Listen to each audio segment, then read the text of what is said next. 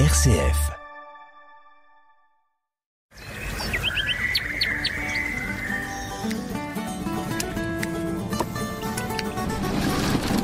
Vous écoutez l'agriculture en question, l'émission qui vous plonge au cœur de l'agronomie. Présentée par Hubert Cartel.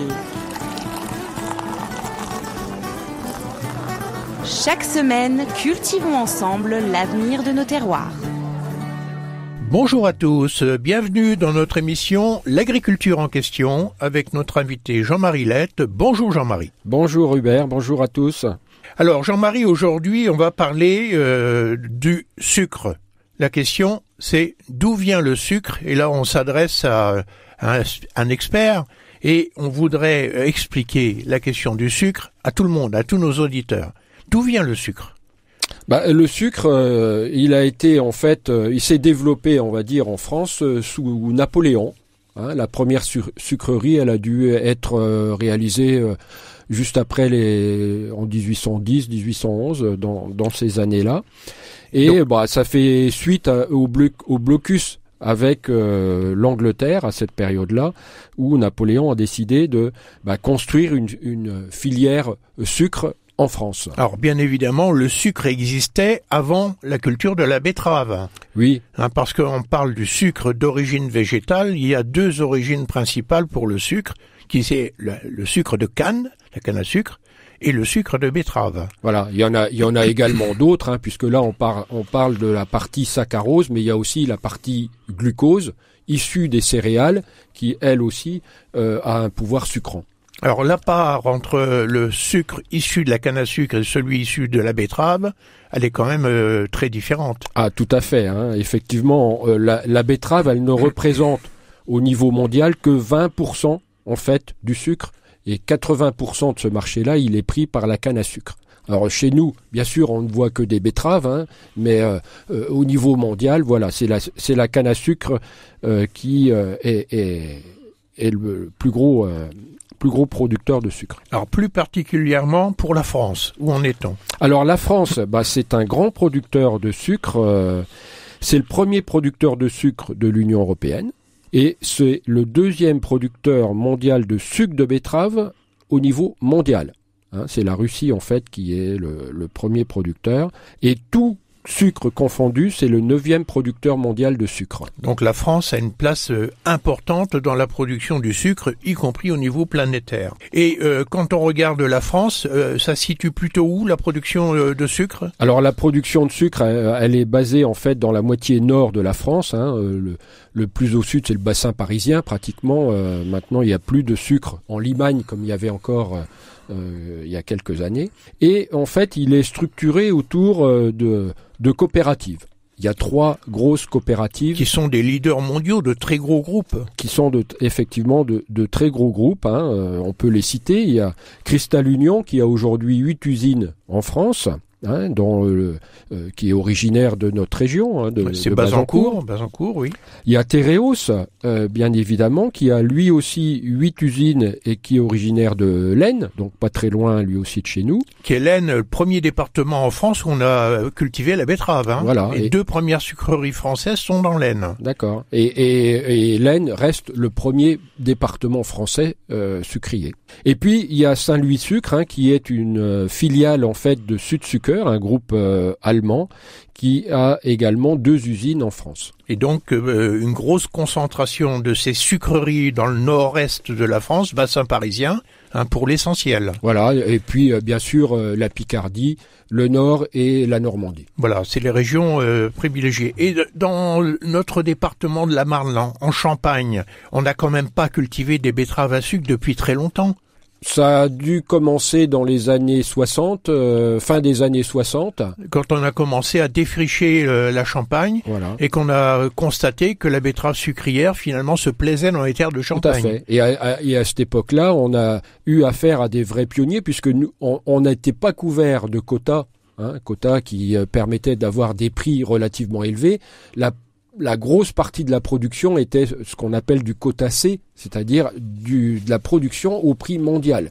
Oui, et donc là, il fallait être courageux pour produire beaucoup de betteraves à l'époque parce qu'elles n'étaient pas très bien payées. Tout à fait. Mais c'était une très bonne tête d'assolement pour faire des céréales derrière. Alors, au niveau valeur exportatrice, est-ce que on a chiffré ce que représentait finalement cette production de sucre de betterave? Alors oui, effectivement, on a un excédent commercial. On en a parlé au cours des émissions précédentes, mais ça représente aujourd'hui 1 milliard d'euros en moyenne d'exportation de sucre pour la partie française. Donc ça contribue, on va dire, à l'excédent de notre balance commerciale, de notre balance commerciale, qui est positive, puisque on l'a dit dans une émission précédente, on a un peu plus de 5 milliards de balance commerciale excédentaire entre importation et exportation de produits agricoles. Alors si on parlait un petit peu de la culture en tant que telle, de son cycle, comment ça, quel est le cycle végétatif de la betterave sucrière? Alors la betterave, c'est une plante biannuelle. C'est-à-dire qu'elle monte en graines en deuxième année après avoir subi un hiver. Mais nous, on la cultive pour la racine, pour le sucre. Donc, elle se cultive sur une seule année. Et donc, on ne voit jamais de betterave en fleurs. Exactement. On ne voit pas. Normalement, on ne voit pas. Chez nous, en tout cas. Voilà, on ne voit, mis à part quelques graines qui repoussent d'une année à l'autre. Toutes les betteraves, en fait, sont cultivées sur une seule saison. Elles sont semées au printemps et récoltées à l'automne, entre septembre et décembre. Alors, quelles sont les exigences à la fois agronomiques et climatiques pour cette culture? Alors, la betterave, donc, c'est une racine. Elle est très bien... elle fonctionne très bien dans nos sols de craie, puisque la craie est une éponge, c'est-à-dire qu'elle permet de restituer de l'eau en été quand la betterave en a besoin, et nos sols légers permettent à la betterave de bien pivoter et de bien s'installer dans nos terres. Donc on a des bons rendements dans cette région? Voilà, en moyenne on est à plus de 85 tonnes à 16% de sucre.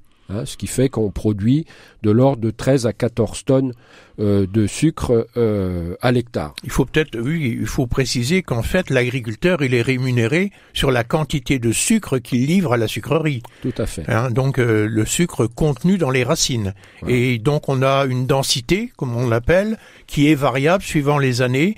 La variabilité, c'est combien de la densité sucrière?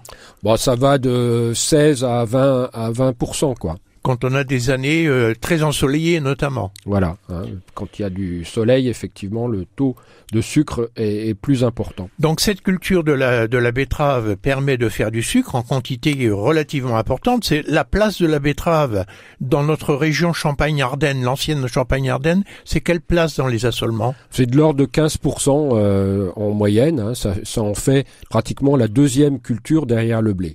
Sachant qu'autour des sucreries, quelquefois, on monte à 30%. Tout à fait, effectivement. Quelquefois, un tiers de la surface d'un agriculteur peut être ensemencé en betterave s'il est tout près d'une sucrerie. Et donc, ça sert à faire du sucre, mais pas seulement.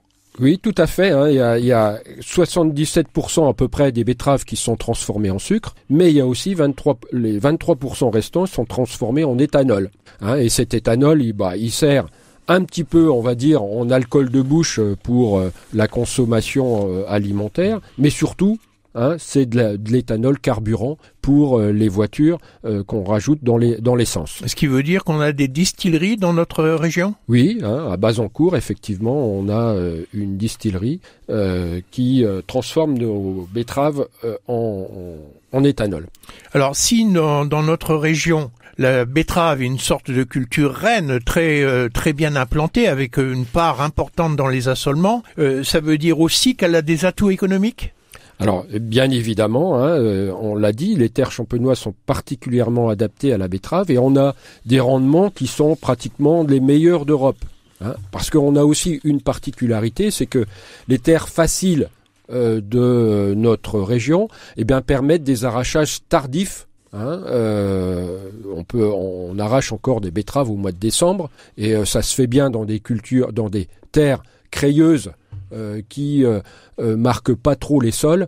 On le ferait plus difficilement dans des terres limoneuses ou argileuses où la récolte serait plus compliquée. Donc ça, c'est un atout également important. Mais aussi, les principaux atouts, je suppose, c'est d'avoir des sucreries sur place et un réseau de voies de circulation qui permet de sortir les betteraves jusqu'au mois de janvier. Voilà, c'est effectivement un autre atout, c'est que la betterave, c'est un produit pondéreux, c'est-à-dire qu'on va pas le transporter sur des longues distances.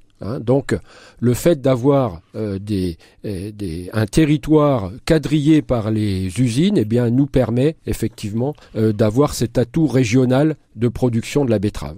Et donc une culture qui apparaît facile, qui apparaît rentable, qui est faite pour notre région. Et en même temps, est-ce que cette culture nécessite une attention particulière? Est-ce qu'il y a des ravageurs? Est-ce qu'il y a des maladies sur lesquelles l'agriculteur doit être attentif? Alors effectivement, c'est une culture qui a été assez facile à conduire au cours de ces 30 dernières années, mais on rencontre de plus en plus de difficultés agronomiques sur ces dernières années. C'est lié notamment au réchauffement climatique, et puis aussi au fait que on a supprimé un certain nombre de produits aux agriculteurs pour combattre ces insectes ou c'est les fameux néonicotinoïdes. Néonicotinoïdes qui sont interdits aux agriculteurs, c'est-à-dire que lorsqu'il y a présence de pucerons, qui entraîne la jaunisse de la betterave, eh bien, les agriculteurs n'ont plus le choix que de mettre des produits en végétation. Ils n'ont plus la possibilité d'avoir des produits sur les graines de betterave. Oui, et donc, du coup, la culture devient sensible aux pucerons. Voilà. Et les pucerons, ça veut dire jaunisse. Et si jaunisse, ça veut dire moins de surface foliaire et donc moins de rendement de la photosynthèse. Exactement, c'est exactement ça. Il y a aussi, on constate aussi le développement du charançon, c'est nouveau ça. Et en fait, il remonte dans le nord au fur et à mesure du réchauffement climatique, et là où on le voyait un petit peu juste dans l'Aube, eh bien on commence à le voir dans la Marne, dans l'Aisne, etc. Et le charançon, il attaque la racine ou les feuilles? Il mine les betteraves. Il les mine. Il consomme en fait la betterave, la racine. C'est un dégât. Et donc c'est vrai que les charançons, c'est quelque chose qui est connu depuis très longtemps, notamment sur les stocks de céréales.